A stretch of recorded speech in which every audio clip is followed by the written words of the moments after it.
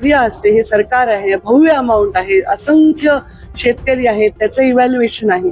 त्यामुळे जर एखादी गोष्ट केली की लगेच तुम्ही दुसऱ्या प्रश्न अजून नाही आले. अरे कालच कॅबिनेटमध्ये प्रेसमध्ये आमचे जयकुमार रावळ यांनी प्रेस घेतली आणि हा निर्णय आत्ताच्या अधिवेशनात झाला, ते शुक्रवारीच संपलेला आहे.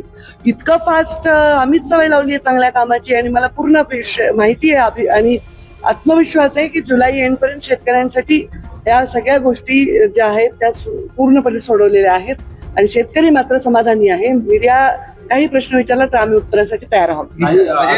उल्लेख तुम्ही केला असं बघून मला नाही घेताय, तुम्ही इकडे या.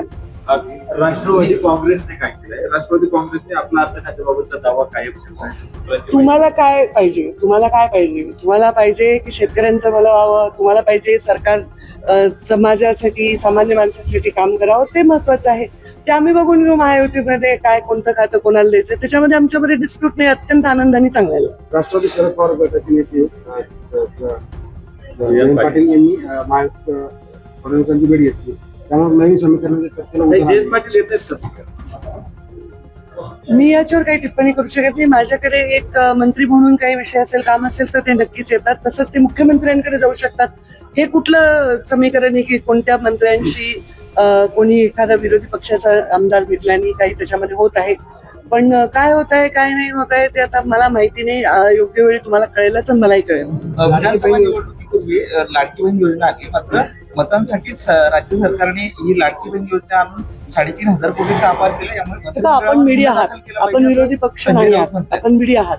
जेवढे लाडकी बहिणीच्या अकाउंटमध्ये पैसे जातात त्याचा सगळ्यांचा रेकॉर्ड आहे आणि एवढ्या महिलांना पैसे दिल्यानंतर आता योजना बंद पडली असंच आत्ताच्या निवडणुका होत्या नगरपालिकेच्या तेव्हा असाच प्रचार केला की निवडणुकीपुरती योजना ही बंद केली. पण निवडणुका अविरत चालू राहणार आहेत ना, तर कसं बंद होणार आहे? निवडणुकीसाठी योजना नाही आहे, ती महिलांसाठी योजना आहे. महिलांच्या भल्यासाठी योजना ती बिलकुल बंद नाही पडणार. पण डुप्लिकेशन, मी सारखं सांगते की तुमचा टॅक्स तुम्ही स्वतः टॅक्स भरताय, हे टॅक्स भरताय, हे टॅक्स भरताय, ते टॅक्स भरताय, तो टॅक्स हा सरकारकडे जमा होतो आणि सरकार योजना करून तो जनतेला विकासाच्या रूपाने परत देत असते.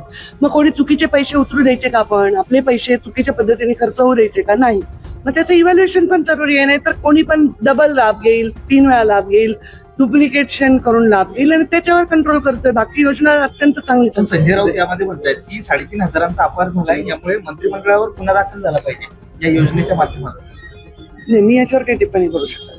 काही गणपती जवळ येत आहे, पर्यावरण एकदा विषय येतोय आणि जे पीओपी पासून गणपती मागच्या वेळी गणपतीचा महोत्सव आम्ही अत्यंत चांगल्या पद्धतीने हाताळलेला आहे. मूर्तिकारांना न अडचण येता, त्यांच्या पोटावर न लाथ मारता पर्यावरणाचा कसं आपण जपवणूक करता येईल याचा आम्ही खूप छान तंतोतंत असा प्लॅन तयार केला, ज्याचा अप्रिशिएट केलं सगळ्यांनी.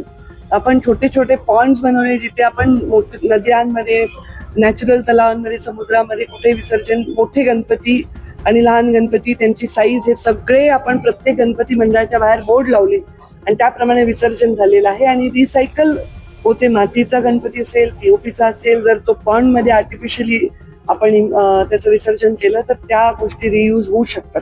तर त्याच्यामुळे पर्यावरण खातं जागरूकपणे प्रत्येक महोत्सव हाताळत आहे. कल दिल्ली में एकनाथ शिंदे साहब ने अपने 6 सांसदों के साथ मुलाकात क्या कहेंगे?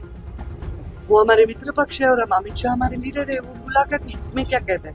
नहीं, फिर भी क्या फिर भी मुझे यही कहता नहीं कि कौन किससे मिला, ये कोई न्यूज है. वो भी हमारे पार्टी के, हमारे अलायंस के लोग हैं और हमारे ही नेता से मिले हैं, तो उसमें कोई, मुझे नहीं लगता इसमें कोई चर्चा का विषय. पिछले 17 दिनों से सोनम वांगचुक के ऊपर स्ट्राइक पे हैं, उनकी हालात खराब होते जा रहे हैं. कॉकरोच जनता पार्टी के आंदोलन में सोनम वांगचुक पिछले 17 दिन से स्ट्राइक पे, उनकी हेल्थ कंटिन्यू कहाँ? दिल्ली में जंतर मंतर पे वहाँ के उनकी हेल्थ कंटिन्यू वहाँ के प्रतिनिधि योग्य तरीके से उसको, मेरा क्षेत्र सीमित